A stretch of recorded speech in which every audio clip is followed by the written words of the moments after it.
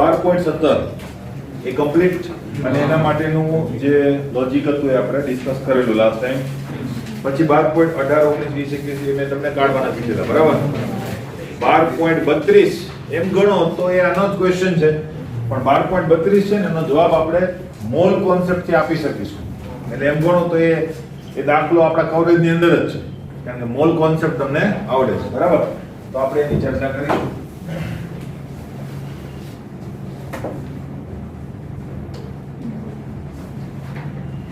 જોઈએ 12.32 નંબરનો ક્વેશ્ચન. એક કાર્બનિક સંયોજનમાં 69% કાર્બન અને 4.8% હાઇડ્રોજન અને બાકીનો ઓક્સિજન છે. આ સંયોજનના 0.2 ગ્રામ નું સંપૂર્ણ દહન થઈ ઉત્પન્ન થતા કાર્બન ડાયોક્સાઇડ અને પાણીના દળની ગણતરી કરો. તો કરીએ, બરાબર. પહેલી વાત, કાર્બન કેટલો આપેલો છે? 69%. એટલે આપણે પહેલા સમરી બનાવીએ, કારણ કે દાખલો જ છે. 69%. પછી હાઇડ્રોજન આપેલું છે 4.8%. 4.8% હાઇડ્રોજન છે. બાકીનો ઓક્સિજન છે. બાકીનો ઓક્સિજન કેવી રીતે કાઢીશું? આ બંનેનો સરવાળો કરીને 100 માંથી બાદ કરીએ એટલું. અહીંયા જરૂર નહીં પડે એટલે હું લખતો નથી. આ સંયોજનના 0.2 ગ્રામ, એટલે સંયોજનની અંદર જે દળ આપેલું છે એ પદાર્થનું દળ કેટલું આપેલું છે? 0.2 કે 20, એમાં કઈ ફરક પડતો નથી, બરાબર. આટલું આપેલું છે અને તમારી પાસે કંઈક માંગેલું છે. દહન દ્વારા ઉત્પન્ન થતા કાર્બન ડાયોક્સાઇડ અને પાણીના દળ શોધો. તો અહીંયા આપણે CO2 અને H2O એના દળ શોધવાના છે, બંનેના ગ્રામ, બરાબર. આટલી વસ્તુ આપણે મેળવવાની છે. જોઈએ કેવી રીતે મેળવીશું. આ પર્સન્ટેજ વાળો દાખલો છે. આ પર્સન્ટેજ આપણને વેટ બાય વેટ આપેલા હશે, બરાબર. અને આ વેટ બાય વેટ છે, એવી રીતે આપણે ગણતરીની શરૂઆત કરીએ. કાર્બન 69% છે અને હાઇડ્રોજન 4.8% છે. હવે માનો કે હું જો દહનની પ્રક્રિયા લખું કે આ એક પદાર્થ છે જેનું દહન થવાનું છે, તો એ દહનની પ્રક્રિયા આ રીતે લખી શકું કે નહીં? જો પહેલી વાત કે કોઈ એક સંયોજન છે જેની અંદર કાર્બન છે, હાઇડ્રોજન છે અને ઓક્સિજન છે. સંખ્યા કેટલી છે નથી ખબર, એ તો પ્રોબ્લેમ છે. હવે સંખ્યા માનો કે x, y અને z છે, તો આનું દહન થશે એટલે કે ઓક્સિજન સાથે પ્રક્રિયા થઈ કે નહીં, બરાબર. અને તમને મળશે શું? તો આપણે કીધેલું છે કે ભાઈ CO2 અને પ્લસ શું મળે છે? H2O મળે છે. તો ભાઈ આટલું તમે જો તો આટલું આના ઉપરથી એમ કહીશું કે ભાઈ અહીંયા CX છે તો CO2 કેટલું મળશે? X CO2 મળશે કે નહીં? જેટલા મોલ કાર્બન ના છે એટલા મોલ શું મળશે મને? CO2 ના મળશે. એવી જ રીતે અહીંયા તમે જુઓ તો H2O, અહીંયા હાઇડ્રોજન કેટલા છે? Y. તો એક હાઇડ્રોજનને અનુરૂપ અડધો મોલ મળશે ને H2O, કારણ કે ત્યાં બે હાઇડ્રોજન છે. એટલે અહીંયા H2O કેટલું મળશે? Y/2 મોલ, બરાબર. તો અહીંયા આપણે લખી શકીએ x અને અહીં શું લખી શકું? Y/2. હવે આ બંનેની ગણતરી કરીને તમે અહીંયા પણ કંઈક સહગુણક મૂકી શકો, બરાબર. પણ આપણે જરૂર નથી એટલે મૂકતા નથી. મારે ખાલી લોજિક તમને કહેવાનું છે કે કાર્બનની સંખ્યા મારે શોધવી પડશે એટલે કે મોલ, અને મારે હાઇડ્રોજનની સંખ્યા શોધવી પડશે એટલે કે મોલ, બરાબર. એના ઉપરથી હું ગણતરી કરી શકીશ. ક્લિયર આટલું? હવે મોલ મળશે કેવી રીતે? તો મને આટલા % વજન છે એમ કીધેલું છે અને પદાર્થનું વજન તો આપેલું છે, તો એમ કહી શકાય કે નહીં મારી પાસે કાર્બન જેટલા છે એનું વજન આ વજનનું 69% હશે, બરાબર. તો એ વજન કેટલું? તો ત્રિરાશિ મુજબ આપણે શોધી શકીએ કે નહીં? તો એ શોધી લઈશું. એટલે મને કાર્બનનું વજન મળશે, એને 12 વડે ભાગી નાખીશ એટલે કાર્બનના મોલ મળી જશે. એ જ મોલ કોના હશે? CO2 ના. અને એને હું 44 વડે ગુણી નાખીશ એટલે મને એનું વજન મળી જશે, CO2 નું વજન, કારણ કે CO2 નો અણુભાર કેટલો છે? 44. સેમ વસ્તુ હાઇડ્રોજન માટે કરીશ. હાઇડ્રોજન માટે પણ એ જ વસ્તુ. હાઇડ્રોજન માટે પહેલા હાઇડ્રોજનનો કેટલા ગ્રામ આપણા પદાર્થની અંદર છે એ શોધી લઈશું, બરાબર. અને હાઇડ્રોજન એક જ હાઇડ્રોજન છે, બરાબર. એટલે જેટલા મોલ એટલા તમારા ટૂંકમાં જેટલું વજન આવશે એટલા જ મોલ હશે કે નહીં? કારણ કે ભાગ્યા એક જ કરવાનું છે, એક જ હાઇડ્રોજન છે એટલા માટે પરમાણુ ભાર લેવાનો છે આપણે, બરાબર. પછી ને H2 વાયુ નથી, અહીં H2 વાયુ કે દેખાતો નથી, બરાબર. અહીંયા પણ પરમાણુ ભાર લીધું અને અહીંયા પણ પરમાણુ ભાર લેવાનો. હાઇડ્રોજનના મોલ મળી ગયા તો એ જેટલા મોલ મળ્યા હશે એના કરતા અડધા મોલ કોના હશે? H2O ના હશે કે નહીં? બસ મોલ મળી ગયા તો એ મોલને ગુણ્યા શું કરી દઈશું? 18. આપણો જવાબ આવી જશે. ખબર પડી? એટલે સેમ પ્રોસીજર બે વાર આપણે કરવાની છે. તો પહેલી પ્રોસીજર હું શરૂ કરું. તો પહેલી વાર કે કાર્બન માટે, બરાબર, કાર્બન માટેની પહેલી પ્રોસીજર છે. તો પહેલા મારે શું શોધવું પડશે? કાર્બનનું વજન, બરાબર. તો હું અહીંયા એક ત્રિરાશી મૂકી દઉં છું. પર્સન્ટેજ છે એટલે આપણે શું લઈશું? રેફરન્સ તરીકે 100, બરાબર. માનો કે મારી પાસે 100 ગ્રામ પદાર્થ હોત તો એમાંથી 69 ગ્રામ કાર્બન હોત કે નહીં? બરાબર. તો અહીંયા મારી પાસે 0.2 ગ્રામ છે તો કેટલો? આ ત્રિરાશી થઈ ગઈ મારી. તો 100 ગ્રામ પદાર્થમાં 69 ગ્રામ. હવે પર્સન્ટેજ નહીં લખાય ને, બરાબર. 100 ગ્રામ તો 69 ગ્રામ શું હશે? કાર્બન. તો અહીંયા મારી પાસે તો 0.2 ગ્રામ જ છે. કેટલો? બરાબર. અહીંયા પ્રશ્ન શું કરીએ છીએ? એના માટે આપણે ચોકડી ગુણાકાર કરીએ છીએ. તો 69 into 0.2 ભાગ્યા શું કરી દઈશું? 100. આનો જે જવાબ આવે એ તમારા કાર્બનના ગ્રામ 0.138. 0.138.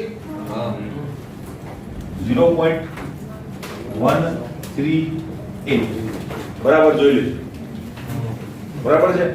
નહીં તો પછી આખે રેફરન્સમાં બોલાવશે. ગ્રામ આવી ગયું. આ ગ્રામ કોના આવ્યા ભાઈ?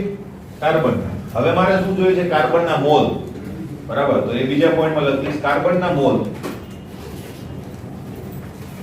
is equal to વજન ભાગ્યા અણુભાર. પણ એ કાર્બનનો લઈએ એટલે પરમાણુ ભાર લખવું જોઈએ, બરાબર. વ્યવસ્થિત લાગે. પરમાણુ ભાર તો is equal to કેટલું થશે? તો કે 0.138 upon 12. આનો જવાબ કેટલો આવે? 108. એક જણ બોલો. 0.0115.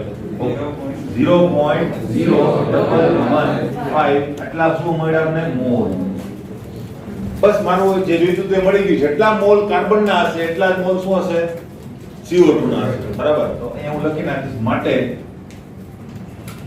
માટે CO2 ના ઉત્પન્ન થયેલા મોલ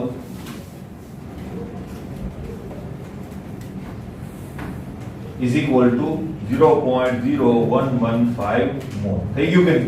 આ કેવી રીતે લખ્યો તમને ખબર હશે, બરાબર. હવે CO2 નું વજન શોધવાનું છે ને, તો એ લખીએ. CO2 નું વજન is equal to મોલ ગુણ્યા અણુભાર, બરાબર. તો મોલ કેટલા છે? 0.0115. અણુભાર કેટલો છે ભાઈ? એનો 44. ભાઈ યાદ રાખો, બસ CO2 નો, CH4 નો, H2O નો આ બધા જનરલ યાદ રાખવાનું. 44 જ છે. આનો ગુણાકાર કરો એટલે 0.506 શું મળ્યું મને? ગ્રામ CO2. આ મારો આન્સર. પહેલો આન્સર કમ્પ્લીટ થઈ ગયો. આ જ રીતે બીજો answer homework same to same. ખાલી ફરક ક્યાં આવશે ખબર? અહીંથી બધું સેમ ટુ સેમ થશે. અહીંયા તમારે ભાગ્યા 1 કરવાનું થશે એટલે જે ગ્રામ આવશે એ શું મળી જશે તમને? મોલ. અને પછી તમારે શું કરવું પડશે? H2O ના ઉત્પન્ન થયેલા મોલ. તો આના જે મોલ આવે એને ભાગ્યા શું કરવા પડશે? 2 કરવા પડશે ને, બરાબર. તો તમને ત્યારે મોલ મળશે અડધા. અને એ અડધા મોલ તમને મળ્યા એને અનુરૂપ તમારે વજન. તો વજનમાં શું કરશો? મોલ ગુણ્યા 18. કારણ કે H2O નો અણુભાર કેટલો છે? 18. ક્લિયર? આવડશે? બરાબર. તો આનો બીજો પાર્ટ એટલે કે હાઇડ્રોજન માટે એ તમારે હોમવર્ક. ઓકે, એટલે આ થઈ જાય એમ હતો દાખલો, એટલે આપણે કરી નાખીએ, બરાબર. નેક્સ્ટ પાછું 12.33 નથી, 12.34 નથી, 12.35 નથી, 12.36 છે, બરાબર. 12.36 ની અંદર ધ્યાન રાખજો, બરાબર. કદાચ આનો આન્સર જે છે એ તમારી રેફરન્સ બુકમાં કદાચ જુદો આપેલો હશે અને મેં એ વસ્તુની ચર્ચા પણ શરૂઆતમાં કરી દીધેલી છે, બરાબર. આપણે કરીએ એટલે ખબર પડશે. એક સંયોજન આપેલું છે CH2 double bond CH single bond CH2 એકલ બંધ CH2 એકલ બંધ CH ટ્રિપલ બોન્ડ CH. બરાબર 1 2 3 4 5 અને 6 કાર્બન છે. તો CH2 double bond CH CH2 CH2 CH 2 3 4 5 અને C આવશે ને હવે ટ્રિપલ બોન્ડ CH. આવું છે ને કમ્પાઉન્ડ કાર્બન વધતા ઘટતા છે જોઈ લેજો. તમને એમ કીધું છે કે C2C3 કાર્બન એનું સંકરણ કયું છે?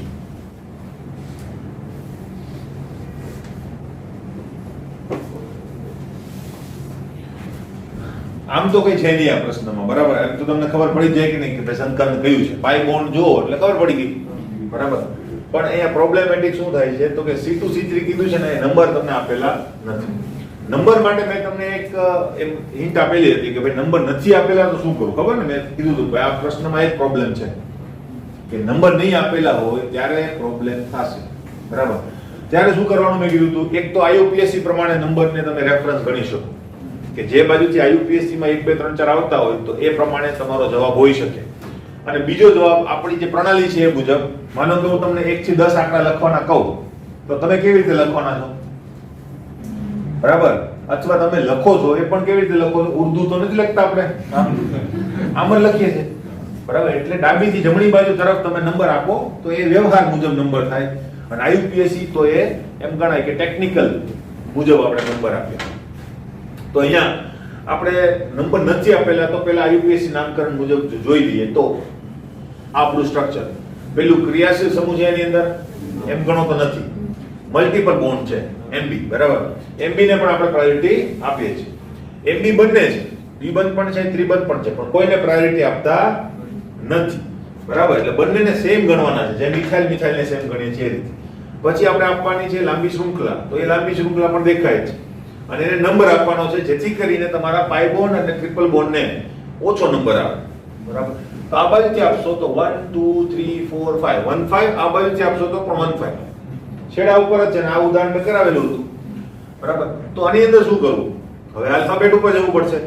આલ્ફાબેટ ઉપર જાવ તો આનો ઇન અને આનો YN, બરાબર? તો આને પ્રાયોરિટી ના મળે, કોને પ્રાયોરિટી મળે? આને પ્રાયોરિટી મળે. તો 1 2 3 4 5 આ રીતે પ્રાયોરિટી આપો તો 2 3 કોણ થશે? 2 3 આ થશે. તો તમારો આન્સર શું થાય? તમારો આન્સર થાય sp2, બરાબર ને? અને sp3. આ તમારો આન્સર થાય. ક્લિયર? હવે એમ ગણો તો IUPAC મુજબ પણ ડાબીથી જમણી બાજુ તરફ જ આવ્યું કે નહીં?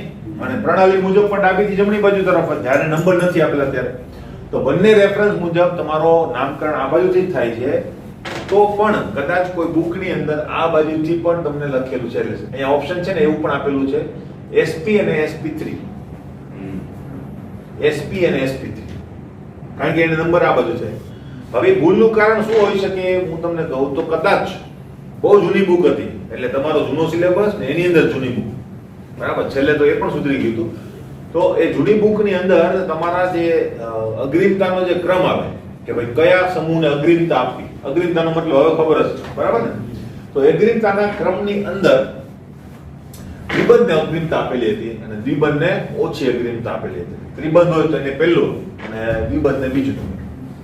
એટલે ત્યાંથી કદાચ ભૂલ આવતી હોય, ત્યારનું MCQ હોય, કોપી પેસ્ટ થઈને સુધી આવી ગયો હોય અને અહીંયા ભૂલ હોય એવું કદાચ થઈ શકે, બરાબર? જૂના સિલેબસમાં એક બીજી ભૂલ પણ હતી, સાયનાઇડ અને આલ્ડીહાઇડ. તો હજુ સુધી ઘણી બધી રેફરન્સ બુકની અંદર તમને એ જોવા મળશે, સાયનાઇડ ને આલ્ડીહાઇડ. સાયનાઇડ ને આલ્ડીહાઇડ ની અંદર સાયનો પહેલા અને પછી આલ્ડીહાઇડ આવે, બરાબર? તો જૂની બુક હતી ને એની અંદર આ રીતે. અને આ વસ્તુ બોર્ડની અંદર પણ એકવાર પૂછાયેલી હતી ને એમાં પણ કોન્ટ્રોવર્સી થયેલી હતી, કારણ કે ટેક્સ્ટ બુકની અંદર જ એમાં ફેરફાર હતો, બરાબર? પણ ખરેખર આપણે જે ક્રમ કરાવેલો છે એ જ ક્રમ મુજબ આગળ વધીશું. ક્લિયર? Okay, next. આ ખબર પડી ગઈ બધાને, બરાબર? એટલે મેં તમને આની વાત કહી દીધી. તમે રેફરન્સ બુક જુઓ, કદાચ તમને ત્યાં કોન્ટ્રોવર્સી જોવા મળે અથવા તો ડિફરન્ટ જવાબ જોવા મળે તો એને ટિક માર્ક કરી દેજો. 12.36 બરાબર છે આપણી પાસે સિલેબસની અંદર. અને ઓપ્શન કયો સાચો થશે? બી. બી પણ બે આપેલા છે, 3 બી આપેલા, બરાબર? ભૂલમાં અને ભૂલમાં ભૂલ. એટલે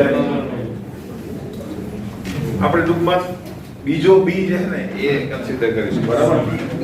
એટલે ABCD કરી નાખજો એની અંદર C કન્સિડર કરીશું. નેક્સ્ટ 12.37 પાછો કેરિયસ મેથડ અથવા નાઇટ્રોજનની પરખ માટેનો છે તો એ નહીં. 12.38 નીચેના પૈકી કયું કાર્બોકેટાયન વધુ સ્થાયી છે? બરાબર, તો એની અંદર ભાઈ ઈઝી ક્વેશ્ચન છે કે નહીં? તમને ખબર છે કે કાર્બોકેટાયનની જે સ્થાયીતા છે એનો ક્રમ 12.38 છે ને. કાર્બોકેટાયનની સ્થાયીતાનો ક્રમ, કાર્બોકેટાયન એની સ્થાયીતાનો જો ક્રમ લઈએ તો એ સ્થાયીતાનો ક્રમ તમને ખબર છે કે 10 સૌથી ઓછું, પછી 20 અને સૌથી વધારે સ્થાયી કોણ હોય છે?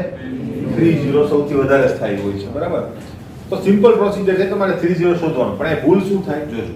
હું માનો કે તમને ઓપ્શન આપું, તમારે મને કહેવાનું છે કે આની અંદર કોણ સ્થાયી છે. અંદર તમારી બુકનો ઓપ્શન નથી, હે ને? તો જો CH3 થ્રાઇસ C અને C આવશે. CH3 thrice C CH2 plus CH3 twice CH plus CH3 CH2 plus આ ત્રણ છે. આમાંથી કયું સૌથી વધારે સ્થાયી હશે? પહેલું, બીજું કે ત્રીજું? ઝડપથી. પહેલું પાકું? તો એ ખોટું. પર પડી કેમ?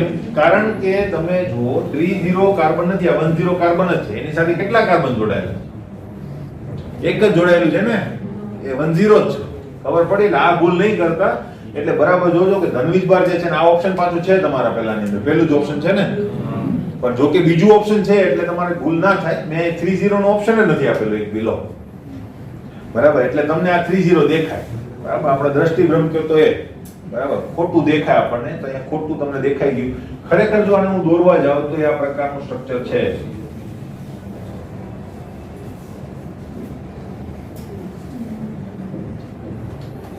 આ ધનવીજ બાર જો અહીંયા હોત ને તો એ મોસ્ટ સ્ટેબલ થાત. આ તો 10 થઈ ગયું ને અત્યારે. 10 ની સ્થાયીતા એટલી બધી હોતી નથી, જો લોએસ્ટ રાખેલી છે. તો અહીંયા સૌથી વધારે સ્થાયી કોણ થશે? 20 બીજું, કારણ કે એમાં છે જો ક્લિયર. એને હાઇપર કોન્જુગેટેડ સ્ટ્રક્ચર મળશે 6, આને નહીં મળે 6. બરાબર, આને તો એક પણ નહીં મળે. એની બાજુમાં કોઈ CH જ નથી એમ ગણો. પણ ઇન્ડક્ટિવ ઇફેક્ટ છે, એને ઇન્ડક્ટિવ ઇફેક્ટ જે છે એના કારણે એને સ્થાયીતા મળતી હોય એ વાત અલગ છે. ખબર પડી આટલી વસ્તુ? બરાબર, તો એ ખાસ ધ્યાન રાખજો કે આમાં આ વધારે સ્થાયી છે. એટલે 30 ખાલી CH3 થ્રાઇસ જોઈને કહી દેવાનું નથી. બરાબર, 30 માં પ્લસ ચાર્જ ક્યાં છે એ ખાસ જોવાનું. ઓકે, તો આ ખાસ ધ્યાન રાખજો. એટલે આ 10 જ થશે. નેક્સ્ટ 38 પછી 39 નથી અને 40 છે પાછું. બરાબર, તો જો શું લખેલું છે? CH3 CH2I plus KOH gives CH3 CH2OH plus K. આ પ્રક્રિયાને નીચે દર્શાવેલા પૈકી શેમાં વર્ગીકૃત કરી શકાય? બરાબર, ભાઈ આ પ્રક્રિયા ત્રીજી ચોથી વાર આવેલી છે. બરાબર, સેમ ટુ સેમ પ્રક્રિયા છે. એમાં તમને દેખાય છે કઈ પ્રક્રિયા થાય છે ભાઈ? કઈ પ્રક્રિયા થાય છે? યોગશીલ વિલોપન કે વિસ્થાપન? આટલી બધી વાર ના લાગવી જોઈએ. કઈ પ્રક્રિયા થાય છે? વિસ્થાપન પ્રક્રિયા થાય છે. ક્લિયર? એ તો દેખાય જ છે. બરાબર, પણ એમાં એક નવું પણ ઉમેરીને આપેલું છે, કેન્દ્ર અનુરાગી વિસ્થાપન કે ઇલેક્ટ્રોન અનુરાગી વિસ્થાપન. તો વિસ્થાપન પ્રક્રિયા, દરેક પ્રક્રિયાને એમ ગણો તો બે પ્રકાર હોય, કારણ કે એટેક થશે પછી એ વસ્તુ પરફોર્મ થશે. બરાબર, તો હવે આને કેન્દ્ર અનુરાગી કેવી કે ઇલેક્ટ્રોન અનુરાગી કેવી એ કોના ઉપર આધાર રાખે? 12.40 ને. બરાબર, તો માનો કે એક રિએક્શન છે આપણી પાસે કે જે તમને આપેલી છે CH3 CH2I. એની પ્રક્રિયા કોની સાથે થવાની છે? OH-. કદાચ ભાઈ OH- ના પણ લખેલું હોય કે OH પણ લખેલું હોય, પણ અહીંયા તમને વિસ્થાપન કોનું જોવા મળે છે? CH2OH છે કે નહીં? એનો મતલબ આ અહીંયા એટેક કરે છે. બરાબર, તો એટેક કરનાર પ્રક્રિયા કોણ છે? ન્યુક્લિયોફાઇલ છે કે નહીં? કેન્દ્ર અનુરાગી. એટલે એને શું કહેવાય? કેન્દ્ર અનુરાગી વિસ્થાપન પ્રક્રિયા. ઇલેક્ટ્રોન અનુરાગી હોય તો એને કહેવાય ઇલેક્ટ્રોન અનુરાગી વિસ્થાપન પ્રક્રિયા. ક્લિયર? લાગે છે કેન્દ્ર અનુરાગી વિસ્થાપન પ્રક્રિયા છે. ક્લિયર? એટલે ઓપ્શન જે આવતો હોય તે. ઓકે, હવે બીજી વાત જો. હવે એક સ્ટાર. બરાબર, આ ધ્યાન રાખજો. આ તો દેખાય છે વિસ્થાપન પ્રક્રિયામાં મોટા ભાગે આપણને દેખાય છે કે અહીંયા કઈ પ્રકારની પ્રક્રિયા થતી હશે. પણ માનો કે યોગશીલ પ્રક્રિયા હોય તો CH2 double bond CH2 plus HCl અને gives નિપજ. બરાબર, નિપજની અંદર તો તમને ખબર છે કે આમાં બંને જોડાઈ જવાના છે. યોગશીલ પ્રક્રિયા થવાની છે કે તો આની અંદર આને કેન્દ્ર અનુરાગી યોગશીલ પ્રક્રિયા કેવી કે ઇલેક્ટ્રોન અનુરાગી યોગશીલ પ્રક્રિયા કેવી? ખરેખર તો બંને જોડાઈ ગયા, પ્લસ પણ જોડાઈ ગયું, માઈનસ પણ જોડાઈ ગયું. તો આમાં તો દેખાય ને માઈનસ તમારું જોડાય છે. બરાબર, તો શું કરું? આને પણ બે નામ હોય. યોગશીલ એલિમિનેશન બંને રિએક્શન બે નામ હોય. એક એ યોગશીલ એલિમિનેશન પ્રક્રિયા ઇલેક્ટ્રોન અનુરાગી પણ હોય અને યોગશીલ પ્રક્રિયા કેન્દ્ર અનુરાગી પણ હોય. તો આવા વખતે શું હોય? જે પહેલો એટેક કરે ને એના અનુરૂપ નામ હોય. આ બે માંથી કોણ પહેલો એટેક કરતા હશે એને અનુરૂપ શું હશે? નામ હશે. ખબર પડી? માનો કે પહેલો એટેક H+ કરતો હોય તો એ શું થઈ ગયું? ઇલેક્ટ્રોન અનુરાગી. પહેલો એટેક Cl- કરતો હોય તો એ શું થઈ ગયું? કેન્દ્ર અનુરાગી. ક્લિયર? હવે તમે થોડુંક લોજિક મારો કે ભાઈ અહીંયા H+ પહેલો એટેક કરતો હશે કે Cl- પહેલો એટેક કરતો હશે?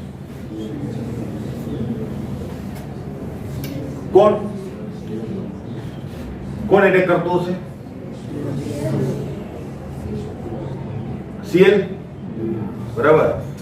મેં કીધું નેગેટિવિટી જે છે ને એ જબરદસ્ત ફેલાયેલી હોય અને મોટા ભાગે તમે તુક્કો લગાવવાની ખોટો હોવાની શક્યતા 50% હોવી જોઈએ, પણ એના કરતા વધારે જ હશે. તમે ખોટા વધારે હશો, સાચા ઓછા હશો. ખબર પડી? તો અહીંયા Cl નહીં એટેક કરે. તમે છે લોજિક નથી લગાવ્યો, તમે તુક્કો લગાવ્યો. ખબર પડે છે? લોજિક નો મતલબ કંઈક વિચારીને જવાબ આપવાનો. ખાલી જોઈને એક મોટું Cl છે એટલે આપણે આ તો વધારે વિદ્યુત રૂપ છે એવું કઈ નહીં ચાલે. લોજિક લગાવો કે કોઈ ત્યાં જાશે તો કેમ જાશે, એમ કંઈક તો મોટિવેશન હોવું જોઈએ ને. માનો કે કોઈ પ્લસ ચાર્જ હોય તેના તરફ માઇનસ ચાર્જ જાય, કેમ? તો કે એના આકર્ષણ છે. તો અહીંયા કોઈ જાશે તો કેમ જાશે? આના ઉપર શું એવું મોટિવેશન છે? દ્વિબંધ શું હોય? પાઈ ઇલેક્ટ્રોનનો વાદળ લઈને હોય. બરાબર, તો પાઈ ઇલેક્ટ્રોનનું વાદળ મતલબ માઇનસ ચાર્જ એમ ગણો.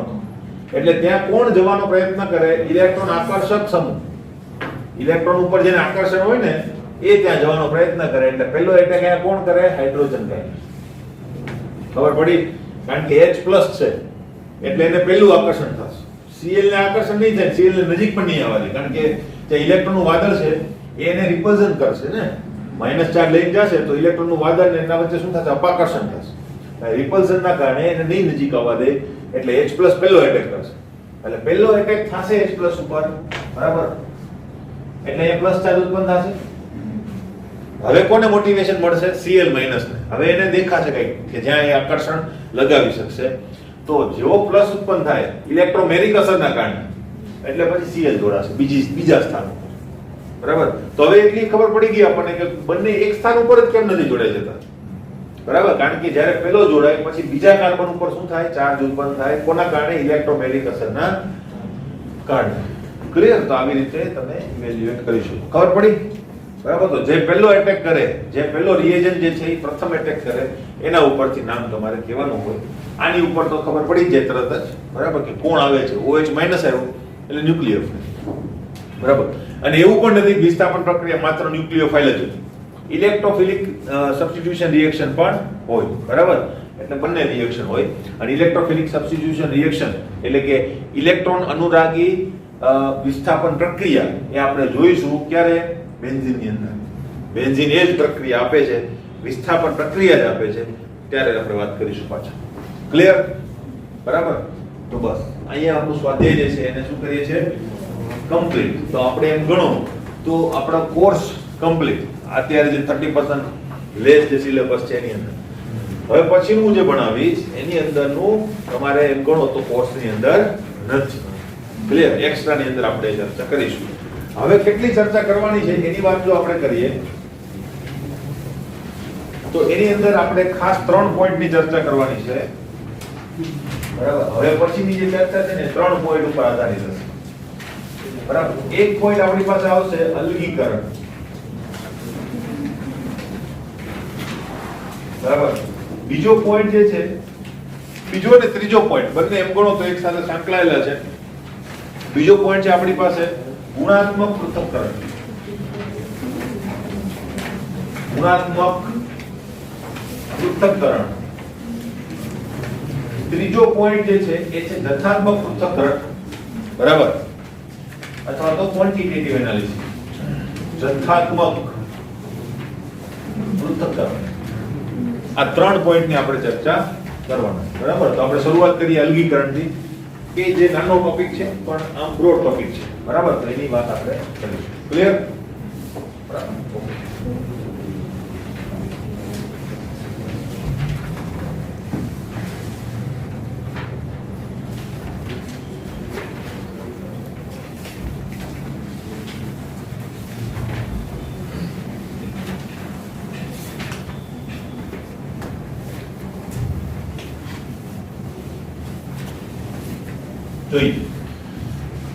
નેક્સ્ટ ટોપિક મારી પાસે આવે છે એ છે અલગીકરણ વાળો ટોપિક, બરાબર. અલગીકરણ અથવા તો શુદ્ધિકરણ. બંને સેમ જેવું જ કહેવાય, કારણ કે શુદ્ધિકરણનો મતલબ થાય કે અશુદ્ધિને અલગ કરવી, બરાબર. એટલે અલગીકરણની અંદર પણ આપવા, જો કે અલગીકરણ એમ ગણો તો બ્રોડ લેંગ્વેજમાં એક જુદો વર્ડ પણ છે. ઘણી વખત બે શુદ્ધ પદાર્થો પણ શું થઈ ગયા હોય, મિશ્ર થઈ ગયા હોય, ત્યારે બંનેને અલગ કરવાની પ્રક્રિયાને પણ શું કહેવાય, અલગીકરણ કહેવાય. ખબર પડે છે? તો અહીંયા એ બંને મેથડની આપણે ચર્ચાઓ કરીશું. તો અહીંયા આપણને અલગ કરવા માટે અથવા તો શુદ્ધ બનાવવા માટે આપણી પાસે એમ ગણો તો 5 મેથડ છે. પાંચે પાંચની આપણે ચર્ચા કરીશું. તો ફટાફટ કરીશું. પહેલું છે આપણી પાસે ઉર્ધ્વપાતન. બીજું આપણી પાસે છે સ્ફટિકીકરણ.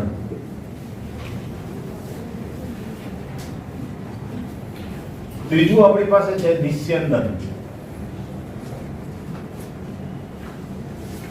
ચોથું મારી પાસે છે એ છે નિષ્કર્ષણ. અને પાંચમું મારી પાસે છે એ છે ક્રોમેટોગ્રાફી. ક્રોમેટોગ્રાફી,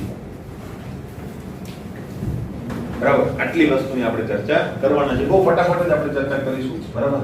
જો એક વાત હું કહી દઉં કે આ મેથડ જે છે આપણે એકદમ ઉપરછલ્લી ચર્ચા કરીએ છીએ. ઉપરછલ્લીનો મતલબ એકદમ બેઝિક. આની અંદર ઘણું બધું છે કે જે શીખવા લાયક છે, બરાબર. ઇવન હું તમને કહું તો આ એટલી બધી મોટી મેથડ છે કે આના માટે એકલા 6 મહિનાનો અભ્યાસ તમે કરી શકો. 6 મહિના ખાલી આ એટલા ટોપિક લઈને અભ્યાસ કરી શકો, બરાબર. એટલા ઊંડા ટોપિક છે એમ. આની અંદર ઘણો બધો રેફરન્સ હોય. આગળ ઉપર જો કેમિસ્ટ્રી લઈને આગળ વધશો, બરાબર, તો આના ઉપર તમારે વધારે અભ્યાસ આવશે, બરાબર. બીએસસી કરશો તો બીએસસી કેમિસ્ટ્રી કરશો તો થોડો ઘણો અભ્યાસ હશે ત્યાં, બરાબર. અહીંયા કરતા ઊંડાણપૂર્વક અભ્યાસ હશે. પછી તમે એમએસસી કરશો તો એમએસસી ની અંદર તમારે પાછી બ્રાન્ચ સિલેક્ટ કરવાની હોય, બરાબર. બીએસસી માં તમારે એમ ગણો તો સબ્જેક્ટ સિલેક્ટ કરવાનો હોય. મારે કેમિસ્ટ્રી લેવું છે, ફિઝિક્સ લેવું છે, મેથ્સ લેવું છે કે બાયોલોજી લેવું છે, બરાબર. બાયોલોજી વાળાને ઓપ્શન મળે અને મેથ્સ વાળાને મેથ્સનો ઓપ્શન મળે. પણ જે લોકો કેમિસ્ટ્રી લેશે કેમિસ્ટ્રીનું ટીવાય ની અંદર આખું કેમિસ્ટ્રીનો અભ્યાસ કરશે. એટલે એની અંદર પેપર જે આવશે બધા કેમિસ્ટ્રીના હશે, જનરલાઇઝ ટોપિક હશે કે જે યુનિવર્સિટી આપેલા હશે. એમએસસી ની અંદર જો તમે કેમિસ્ટ્રીમાં જાઓ તો કેમિસ્ટ્રી ની અંદર પણ ઘણા બધી બ્રાન્ચીસ હોય. એમાં તમારે સિલેક્ટ કરવાનું હોય મારે શું ભણવું છે, બરાબર. સીધું ના જવાનું હોય. એમાં પહેલા સેમિસ્ટર ઉપર મેરિટ બને, બરાબર. પહેલા સેમિસ્ટરની એક્ઝામ એક જનરલ સિલેબસ તરીકે હોય, એનું મેરિટ બને અને એના મેરિટની અંદર જે લોકો આગળ હોય તે લોકોને સિલેક્શન માટે શું મળે, એક એ લોકોને ઓપોર્ચ્યુનિટી મળે. ભાઈ તમારે જે સિલેક્ટ કરવું એમાં તમે જાઓ. છેલ્લે જે લોકો હોય મેરિટમાં એ લોકોને જે વધેલી બ્રાન્ચીસ છે એની અંદર જવું પડે. તો આવી બ્રાન્ચીસની અંદર મેઇન 4 બ્રાન્ચ છે આપણી પાસે. એક છે ઓર્ગેનિક, ઇનઓર્ગેનિક, બરાબર. એનાલિટિકલ કેમિસ્ટ્રી અને ચોથું છે ફિઝિકલ કેમિસ્ટ્રી.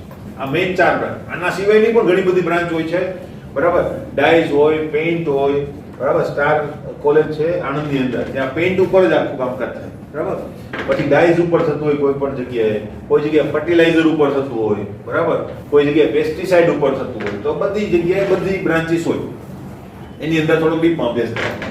પણ ટૂંકમાં હું શું કહું, આ 4 મેઇન બ્રાન્ચ, ફંડામેન્ટલ બ્રાન્ચ એને કહેવાય. પ્યોર કેમિસ્ટ્રી જે પેઇન્ટ, ડાઇઝ આ બધું છે ને, એપ્લાઇડ ફિઝિક્સ, એપ્લાઇડ કેમિસ્ટ્રીની અંદર એમાં એપ્લિકેશન પાર્ટ વધારે હોય, ફંડામેન્ટલ પાર્ટ ઓછો. આ બધા ફંડામેન્ટલ પાર્ટ છે. મેં માનો કે ઓર્ગેનિક કેમિસ્ટ્રીમાં કરેલું છે, ક્લિયર. કોઈ માનો કે એનાલિટિકલ કેમિસ્ટ્રીમાં જાય કે જેને પૃથ્થકરણીય રસાયણ વિજ્ઞાન કહેવામાં આવે, તો એની અંદર એને આનો ખાસ ડિટેલ અભ્યાસ આવે, જો કે અમારે પણ આવે, બરાબર, પણ જેટલો ડિટેલ અભ્યાસ પૃથ્થકરણ વાળા કરતા હોય એ લોકો જેટલો આવે નહીં. તો એ લોકોનો આનો ડિટેલ અભ્યાસ આવે, એ લોકોને ઘણું બધું જ્ઞાન જે છે આને લગતું મળતું હોય, બરાબર. તો આ બધાના એક એક પેપર, ક્લિયર. ક્રોમેટોગ્રાફી છે તો એ એટલો બ્રોડ એમ કહેવાય કે પાર્ટ છે કેમિસ્ટ્રીનો, અને એમ કહેવાય કે અત્યારની સૌથી એડવાન્સ મેથડની અંદર આવે ક્રોમેટોગ્રાફી. તમારે અલગ કરવા હોય બે પદાર્થો અને કોઈ રીતથી નથી થતા, બંનેના ગુણધર્મો એકદમ સેમ છે, બરાબર ને. માનો કે કોઈ એવા ડુપ્લિકેટ છે અથવા તો બંને ટ્વિન્સ છે, બરાબર, કે જે હેરસ્ટાઈલ ઓકે રાખે છે, બધું એકદમ સેમ ટુ સેમ, આપણે ખબર જ નથી પડતી, બરાબર. તો એને કેમ અલગ કરવા? તો પદાર્થો પણ એવા હોય, પદાર્થોને કંઈક જુદાપણું હોય તો તમે અલગ કરી શકો ને. માનો કે નમક અને મીઠું, સોરી, નમક અને લોખંડની ભૂકી માનો કે મિક્સ થઈ ગયા છે, તો તમે શું કરશો? ચુંબક વડે કરી શકો, કારણ કે જે મીઠું છે એ ચુંબક વડે આકર્ષાતું નથી, તો એ પ્રોપર્ટી અલગ છે ને, એનાથી જ તમે અલગ કર્યું ને. હવે બંને માનો કે આકર્ષાતા હતો તો ના થાય, બરાબર. હવે એને પાણી વડે પણ અલગ કરી શકો, પાણી નાખો તો નમક દ્રાવ્ય થઈ જશે, એને અલગ દ્રાવણ તરીકે તમે લઈ શકો અને તમારી જે લોખંડની ભૂકી છે પડી રહેશે. દ્રાવ્યતાના ફેરફારના આધારે પણ અલગ કરી શકો. એટલે એક મેથડ નથી હોતી, બીજી ઘણી બધી મેથડો કે જેને અલગ કરી શકાય, બરાબર. માનો કે ખાંડ અને મીઠું મિક્સ થઈ ગયા તો અઘરું થઈ જાય કે નહીં, બરાબર. સાદી મેથડથી નહીં થાય, નહીં લોહ ચુંબક કઈ કરી શકે, નહીં પાણી કઈ કરી શકે, ખબર પડી તો એના માટે પછી પ્રોબ્લેમ ક્રિએટ થાય. પણ એને પણ અલગ કરવા સહેલા, બરાબર, કારણ કે બંને મોલેક્યુલ જે છે એની વચ્ચે ઘણો બધો ડિફરન્સ છે, બરાબર. બોઇલિંગ પોઈન્ટના ડિફરન્સ છે, મેલ્ટિંગ પોઈન્ટના ડિફરન્સ હોય, એનાથી અલગ કરી શકાય. એ મેથડ્સ આપણે જોઈશું. પણ હજુ અમુક કમ્પાઉન્ડ એવા હોય છે કે જે એકદમ સેમ હોય, અણુસૂત્રો પણ સરખા, જેમ કે સમઘટકો. સમઘટકોમાં કોઈ એક બંધ ડાબીની બદલે જમણી બાજુ છે એકમાં, તો એની બધી જ પ્રોપર્ટી સેમ હોય. બહુ માઇનોર લેવલ ઉપર એક શું હોય, ખાલી પોતાના ગુણધર્મોમાં તફાવત દર્શાવતા. બોઇલિંગ પોઈન્ટ કેટલું છે તો કે આનું 111 અને પેલું એનું 111.5. હવે એમાં શું તમે તફાવત ગણી શકો અને કેવી રીતે અલગ કરો, બરાબર. એટલે આ પ્રોબ્લેમ છે. પણ આવા બધા પ્રોબ્લેમનું સોલ્યુશન છે ક્રોમેટોગ્રાફી. ક્રોમેટોગ્રાફી કોઈ પણ પદાર્થોની અંદર માઇનોર ચેન્જ પણ હોય, અલગ હોય એટલે અલગ કરી બતાવે, બરાબર પડે છે. તો અત્યારની એડવાન્સ ટેકનિક છે. ખરેખર આનો જે શોધક છે એ બાયોલોજિસ્ટ છે, બરાબર. એને શોધેલી છે આ મેથડ, અને એના માટે એને નોબેલ પારિતોષિક પણ મળેલું છે. એનું કારણ શું? આ જ, બરાબર. આ જ કારણના કારણે એ વસ્તુ થયેલી છે, ક્લિયર. તો એક પછી એક આપણે બધી મેથડ્સ ને જોવાના છે. તો એક પછી એક જોતા જઈએ. મને એમ હતું કે એરોપ્લેન મોડમાંથી નીકળી ગયું, પણ એરોપ્લેન મોડમાં તો છે, છતાં પણ આવ્યું. ચલો, તો એક પછી એક મેથડ જોતા જઈએ. જો કે શરૂઆતની મેથડ છે ને એકદમ સિમ્પલ છે, બરાબર. તેની અંદર વધારે કોઈ કન્ટેન્ટ છે નહીં. દાખલા તરીકે ઉર્ધ્વપાતન. ઉર્ધ્વપાતન એટલે શું થાય? જ્યારે કોઈ પદાર્થ ને ગરમ કરતા તે શું કરે? ઘનમાંથી ડાયરેક્ટ વાયુમાં રૂપાંતર થઈ જતું હોય, તો આને શું કહેવાય? ઉર્ધ્વપાતનની પ્રક્રિયા કહેવાય. તો ઘણા બધા એવા પદાર્થો છે કે જે ડાયરેક્ટ શું થઈ જતા હોય? વાયુ સ્વરૂપમાં રૂપાંતરિત થઈ જતા હોય. તો એમનું અલગીકરણ જે છે આ રીતે કરી શકો, બરાબર. માનો કે બે ઘન પદાર્થો મિક્સ થઈ ગયા છે, બરાબર. તો એની અંદર તમારે અલગીકરણ કરવું હોય તો તમે એને ગરમ કરો, તો જે ઘન પદાર્થનું સબ્લિમેશન થાય છે તરત વાયુ સ્વરૂપમાં રૂપાંતર થવાનું છે, અને એ વાયુને તમે અલગ પાત્રની અંદર જો એકત્રિત કરી લો તો બંને પદાર્થોને તમે અલગ કરી શકો, બરાબર. આ રીતે તમે અલગીકરણ કરી શકો ઉર્ધ્વપાતન દ્વારા. એકદમ સિમ્પલ મેથડ છે, એમાં કોઈ વધારે વાત આપણે કરવાની નથી. બીજી મેથડ આપણી પાસે છે સ્ફટિકીકરણ.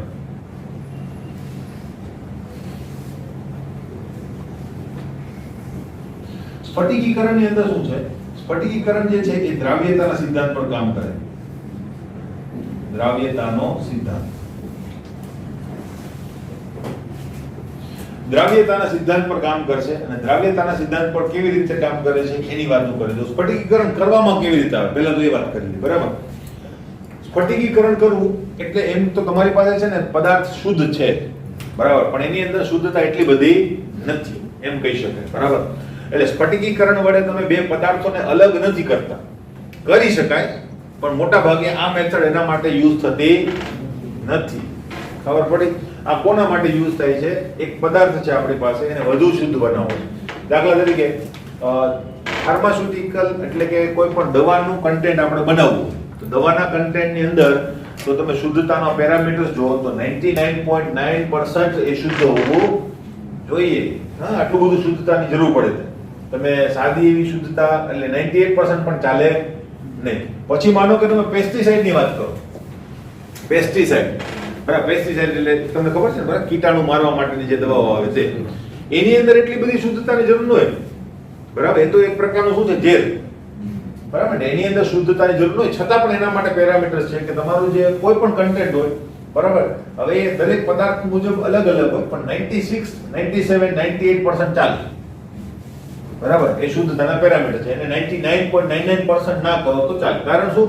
કેટલું બધું શુદ્ધ કરવામાં પછી એની કોસ્ટિંગ પણ શું થઈ જાય? વધતી જાય. એ શુદ્ધ એમને ના થાય, બરાબર. એના માટે કોઈ મેથડ તમારે ફોલો કરવી પડે, અને એ મેથડ જેટલી વધારે શુદ્ધ કરવી હોય એટલી મેથડ જે છે એ વધારે પરફેક્ટલી ફોલો કરવી પડે, ત્યારે એ શુદ્ધ થાય. એટલે કોસ્ટિંગ વધતું જાય. એટલે દવાઓ થોડીક વધારે મોંઘી હોય છે એનું એક કારણ આ પણ છે કે એની શુદ્ધતા જે છે એ એકદમ એક્સ્ટ્રીમ લેવલ ઉપર લઈ જવામાં આવે.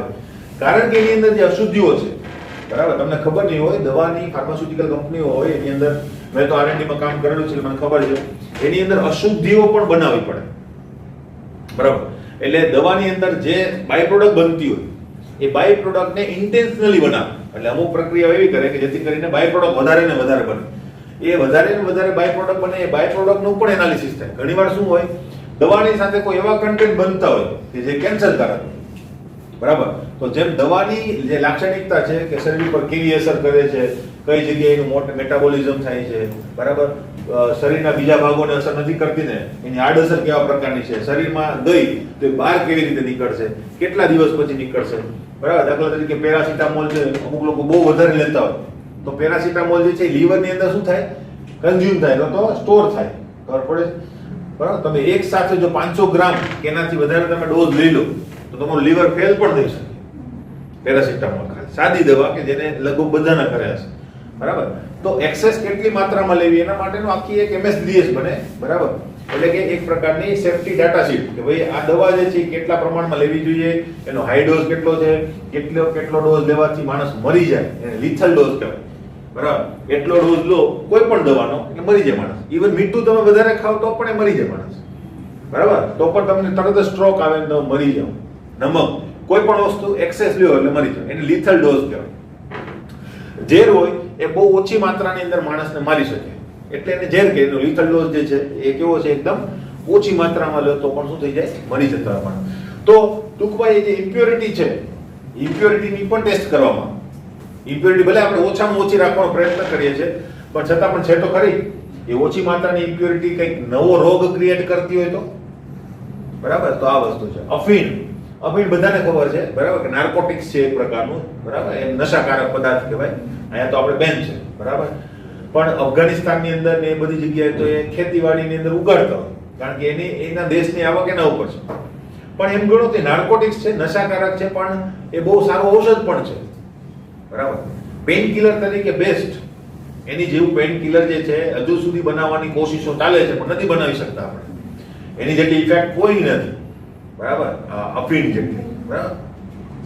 કોઈ પણ માનો કે પેટનું કેન્સર હોય, બરાબર, પેટના કેન્સરની અને અમુક એવા કેન્સર છે જેનો દુખાવો જે છે ને એ કોઈ પણ પેઇન કિલર વડે તમે ડામી ના શકો, અથવા તો એ પેઇન કિલર વડે તમે નાબૂદ ના કરી શકો, બરાબર. તો છેલ્લે કોઈ પણ ઓપ્શન ના બચે, માણસ મરી જવાનો છે, બરાબર. તો એનો દુખાવો ઓછો કરવા માટે પછી છેલ્લે ડોક્ટરના પ્રિસ્ક્રિપ્શન થ્રુ તમે અફીણ એટલે કે એનો જે ઇન્જેક્શન આવે એના સ્પેશિયલ એ તમે લઈ શકો, મોર્ફિન, બરાબર. તો એનાથી પણ છે નશાકારક, બરાબર. પણ મેં કીધું ને એમ કે કેન્સરનો જે દુખાવો છે એ બીજા કોઈ પેઇન કિલરથી તમે નાબૂદ ના કરી શકો, એનાથી થઈ જાય. પણ નશાકારક છે એટલે સામાન્ય માણસ લઈ શકે નહીં. પછી એને દરરોજ દુખાવો થાય, ખબર પડે છે, હા ને, એવું પડે. એટલે આ વસ્તુ છે. એટલે અમુક જે દવાઓ છે એની આડઅસરો પણ જોવી પડે ને. મોર્ફિન છે બહુ સારામાં સારું ઔષધ છે, પણ છતાં પણ એની આડઅસર છે એના કારણે આપણે એને યુઝ કરતા નથી. એ તો પોતે કમ્પાઉન્ડ જ ખરાબ છે, બરાબર. તો આ રીતે બધી ટાઈપની રિસર્ચ કરવામાં આવે. એટલે કોઈ દવા, મેં કીધું આપણે કોરોના વાયરસ અત્યારે તો આપણે અપડેટેડ છીએ એ વસ્તુથી, કે આખું વિશ્વ એની પાછળ લાગી પડ્યું, તો પણ કેટલો સમય થયો એ વેક્સિન આવતા, અને એ તો મોસ્ટ પ્રાયોરિટી ઉપર, બરાબર. મોસ્ટ પ્રાયોરિટી એટલે કે એને પહેલા બનાવો, બીજું બધું સાઈડમાં મૂકી દો. એડ્સની દવાનું રિસર્ચ બધું સાઈડમાં મૂકો, આના ઉપર ફોકસ કરો. તો પણ 1-1.5 વર્ષ લાગ્યો, બરાબર. હજી બધા સુધી વેક્સિન પહોંચતા તો હજુ વધારે વર્ષ લાગશે, પણ ટૂંકમાં રિસર્ચ થઈ ગયું, બરાબર. એટલે અત્યારે જ જો કોઈ દવા શોધાઈ જાય તો પણ એને માર્કેટમાં આવતા કમસે કમ જો પ્રાયોરિટી ઉપર હોય, માનો કે એડ્સની દવા છે, કેન્સરની દવાઓ છે, બધી પ્રાયોરિટી ઉપર હોય, બરાબર, તો એને થોડોક ઓછો સમય લાગે. પણ એ ઓછો સમય પણ 1-1.5 વર્ષ ઉપર તો હોય જ.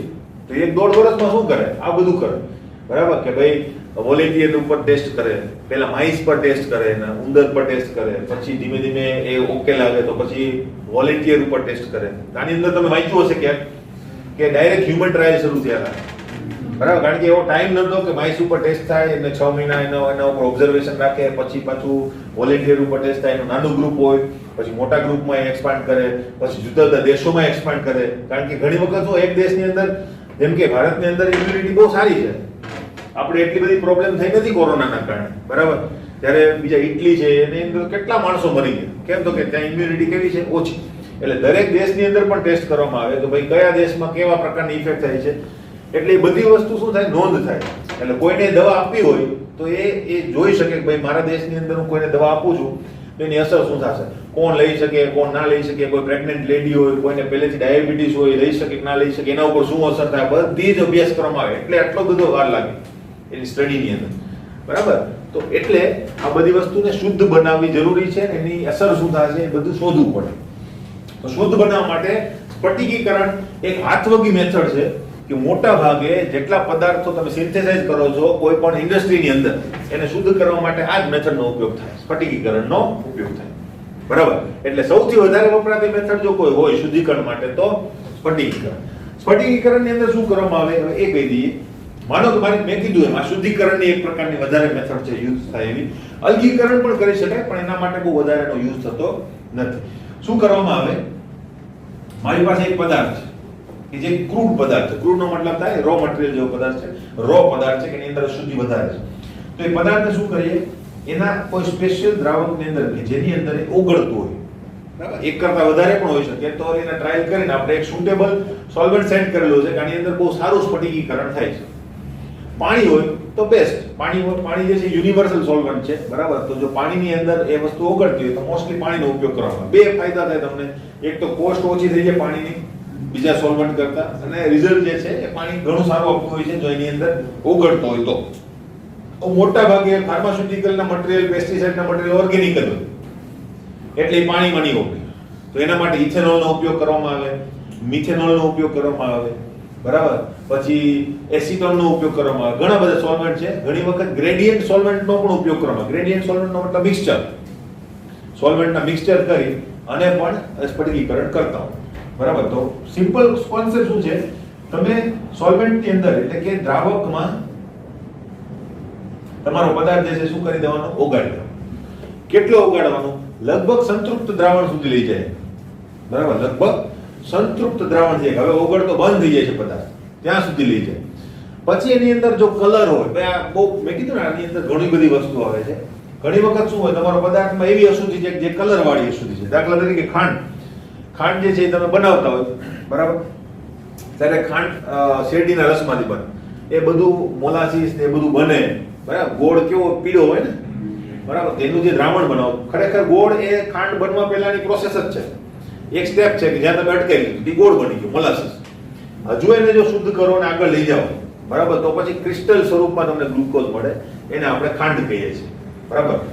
તો એ જે મોલાસીસ આપણને મળ્યું, બરાબર, એ તો કલરફુલ છે ને, તો એનું દ્રાવણ બનાવશો અને આગળ પ્રોસેસમાં લઈ જશો એ બધું કલરફુલ જ આવવાનું.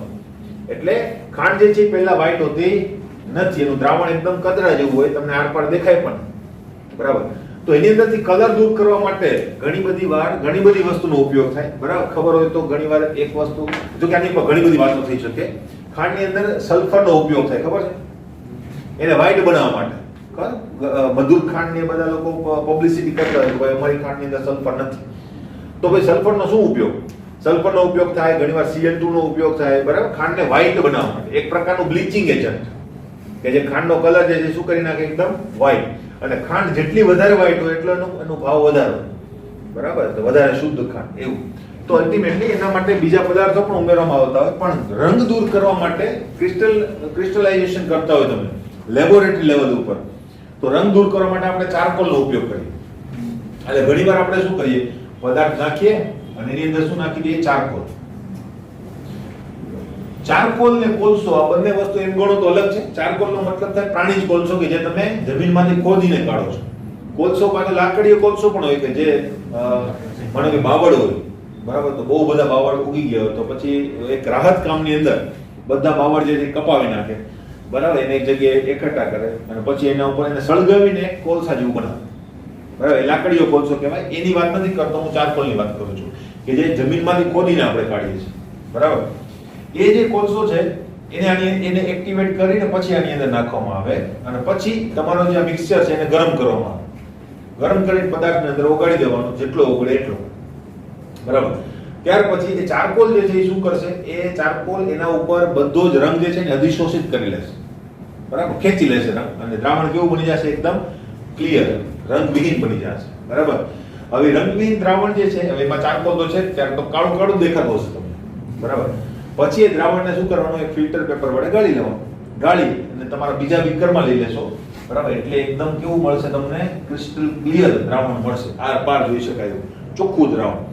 હવે એ ગરમ દ્રાવણ હશે, એને સીધું ઠંડુ નથી કરવાનું, એને મૂકી રાખવાનું, ધીમે ધીમે ધીમે ઠંડુ થવાનું, બરાબર. ધીમે ધીમે ઠંડુ થશે એટલે શું થશે, આની અંદર જે દ્રાવ્ય પદાર્થ છે, બરાબર, ગરમ હતો ત્યારે ખબર ને, માનો કે ખાંડ છે, ખાંડને તમે દ્રાવ્ય કરો એટલે શું થઈ જાય, એ સંતૃપ્ત દ્રાવણ. હવે ખાંડ ઓગળતી નથી, પણ એને ગરમ કરો તો પાછી ઓગળવા માંડે. કેમ ભાઈ, એનો મતલબ પદાર્થને જો ગરમ કરીએ, બરાબર, એટલે કે દ્રાવણને ગરમ કરીએ તેની દ્રાવ્યતા હજુ વધે, બરાબર. એટલે દ્રાવકને ગરમ કરવાથી હજુ વધુ પદાર્થ એની અંદર ઓગાળી શકાશે. હવે એ ઓગાળી શકાતો હોય તો એ વધારે ઓગાળો, હવે એને પણ એક કેપેસિટી આવી જશે, પછી ઓગળતું બંધ થઈ જશે, બરાબર. એ દ્રાવણ સેચ્યુરેટેડ દ્રાવણ જે છે આપણી પાસે, એને તમે એ મૂકેલું છે, ક્લિયર. હવે આ દ્રાવણ જે છે એને તમે રાખી મૂકો એટલે તાપમાન પાછું ઘટવા માંડવાનું, બરાબર. તાપમાન જેમ જેમ ઘટવા માંડશે, તાપમાન જેમ જેમ ઘટવા માંડશે એમ શું થશે, દ્રાવ્યતા ઘટવા માંડશે ને, કારણ કે નોર્મલ દ્રાવ્યતામાં આવવા માંડશે, બરાબર. એટલે અંદર જે ઓગળેલો પદાર્થ છે ધીમે ધીમે બહાર આવશે, કારણ કે ટેમ્પરેચર ધીમે ધીમે ઘટે છે, બરાબર. એટલે ધીમે ધીમે પદાર્થ બહાર આવશે અને ધીમે ધીમે આવશે તો એને સમય મળશે ગોઠવણી કરવા માટે, કારણ કે સ્ફટિક સ્વરૂપે બહાર આવશે, બરાબર. તો ખાંડમાં એવું જોઈએ, ખાંડને ઓગાળીને પછી શું કરે, ધીમે ધીમે એનું દ્રાવણ સાંદ્ર બનાવે, બરાબર.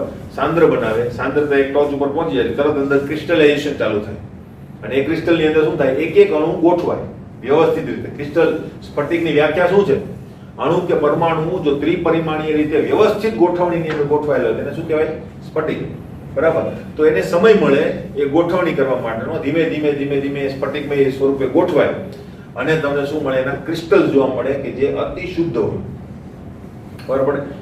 બરાબર. એની અંદર દ્રાવક હશે છતાં પણ અંદર ક્રિસ્ટલાઇઝેશન થઈ ગયું હશે અને ઘણો બધો મોટા પ્રમાણમાં જેટલો પદાર્થ ઓગળેલો હશે ને બધો બહાર આવશે, છતાં પણ થોડોક પદાર્થ હજુ ઓગળેલી અવસ્થામાં હશે, એ એમ ગણો તો આપણે ફેંકવાનું છે, એટલા પદાર્થનો લોસ થાય સ્ફટિકીકરણની અંદર, ક્લિયર. આ રીતે તમારી પ્રોસેસ થાય અને એની અંદરથી તમે જે પદાર્થ કાઢશો બહાર એ કેવો હશે, અતિ શુદ્ધ. હજુ એની અંદર પ્રોસેસ હોય છે કે આ પ્રોસેસમાં તમે જે સ્ફટિકીકરણ કરીને પદાર્થ કાઢ્યો, બરાબર, એની ઉપર હજુ સોલ્વેન્ટ તો ચોટેલું હશે તો એના ઉપર પણ અશુદ્ધિ હશે એમ કહેવાય ને, કારણ કે અશુદ્ધિ તો તમારા દ્રાવણમાં હતી જ, તો એ બધું પાણી નીચે પડી નથી જવાનું, એ જો ભીનો હશે ને ક્રિસ્ટલ, તો એના ઉપર વોશ આપવામાં આવે. જે દ્રાવક છે ને અહીંયા એ જ શુદ્ધ દ્રાવકના વોશ આપવામાં આવે, શુદ્ધ દ્રાવકના. એટલે જો કોઈ અશુદ્ધિ એના ઉપર ચોટેલી હોય તો એ ચોટેલી અશુદ્ધિ પાછી એ દ્રાવણ સાથે નીચે પડી જાય, તો ત્યારે થોડોક પાછો લોસ થાય તમારા ક્રિસ્ટલ, એમાં પાછા ઓગળવાના નવા દ્રાવણમાં, બરાબર. એમાં થોડો પાછો લોસ જાય. એટલે મેં કીધું કે બહુ વધારે જો શુદ્ધતા જોઈતી હોય તો પછી કોસ્ટિંગ વધી જાય, કારણ કે આવી બધી પ્રોસેસની અંદર શુદ્ધતા વધારવાનો પ્રયત્ન કરો તો તમારું મટીરીયલ લોસ જે છે ધીમે ધીમે વધતો જાય, બરાબર. એના લીધે તમને નુકસાન જાય, તમારું કોસ્ટિંગ એટલે કે પદાર્થનો જે પ્રાઇસ છે એ વધે, ક્લિયર. તો આ રીતે આ સ્ફટિકીકરણ થાય, સ્ફટિકીકરણના કારણે પણ આપણે શુદ્ધ પદાર્થ મેળવી શકીએ, એવી રીતે અલગ પણ કરી શકીએ. કોઈ બે પદાર્થોની દ્રાવ્યતા અલગ અલગ હોય તો જેની દ્રાવ્યતા ઓછી હશે એ પહેલા સ્ફટિકીકરણ પામશે અને પછીનો પદાર્થ એની પછી સ્ફટિકીકરણ પામશે, બરાબર. આ રીતે પણ અલગીકરણ કરી શકીએ, ક્લિયર. નેક્સ્ટ ટાઈમ આપણે લઈશું નિશ્ચલ. ઓકે.